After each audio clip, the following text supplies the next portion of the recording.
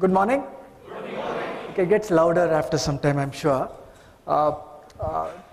This is the first time that we've organized a legal and regulatory summit, and I'm thankful that there are so many of you inside this place. Only goes to show that it seems to be a topic that's of interest to a lot of people. When we started thinking about this, we were thinking who will come in and what do we need to discuss here. While we seem to be discussing regulatory requirements and legal requirements, many times we wonder whether it's really affecting people in retail. I know I'm wrong. So welcome aboard. The day is filled with a lot of ideas, people who've been doing a lot of work in the retail industry, people who've been involved actively in giving direction to the way the retail industry is going to be led. But if we really sit back and think, what do we want to achieve from today? I think it's one thing to think if we are, as a retail industry, driving on a highway, or are we trying to cross an obstacle course? Okay? I think many a times when we discuss internally, there is this worry in some people's mind that maybe we've got too many obstacles to take care of in the retail industry. But there are others who always come up with solutions that will create a big highway for us that can really speed up our process.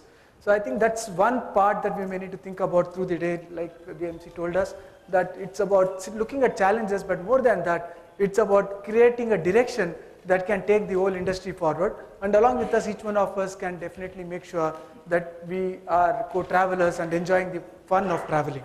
So that's one. The second part of what is always been spoken about is whether retail as an industry is really cared for by the government. Good question, because I think many of us seem to have this feeling that we've got lots of governesses, no parents as an industry. We are not anchored under a single ministry, but there are also others who say we don't really need parents, we're not kids. And if we have parents, it can create its own problems. So again, that's a question we may need to really deliberate a bit upon and know whether we are adults who don't necessarily need parents to tell us what to do, but we are adults who would like to have parents around. I think it's always nice to have a parent around, but we don't want them to tell us what we are supposed to do day in and day out. For those of us who are parents here, my apologies. That's the way it is. The third thing that we may need to think about is, do we represent common interests? Most of the times, yes, but the deliberations during the day should tell us whether we do and whether there are very diverse thought processes and can we really bring it together. At least at the RAI level and at an industry level, we can only take steps if the interests are aligned. If our objectives and interests are not aligned, I think we may land up into trouble, and again the day will tell us how we are going about it.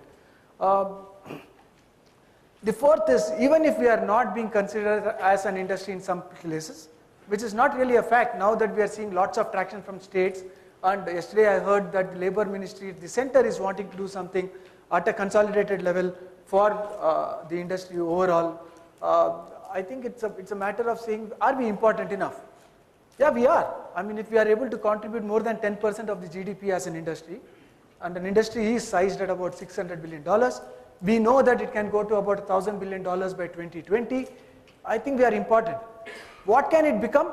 Maybe 30% of GDP, 40% of GDP. Most advanced countries do that. But it's for all of us to take it forward and to ensure that we create the right environment to make this happen. And when I said to ensure it happens, it's not just about sales. It's about how we put our shoulders together to create the highway that I spoke about initially.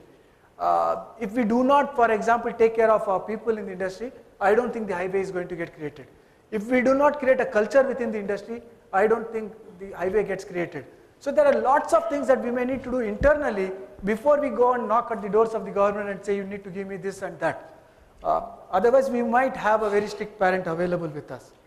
The last part of what hopefully will get done today is to look at 3 or 4 points that will tell us the various things that can help us do business easier. So the ease of doing business is the buzzword today, and I think from a retail industry standpoint, we can get some pointers towards that, and that could possibly be the kind of forecast that would help at least people from within the industry who are working closely on the legal and advocacy aspect of retail to come together and work towards as an objective.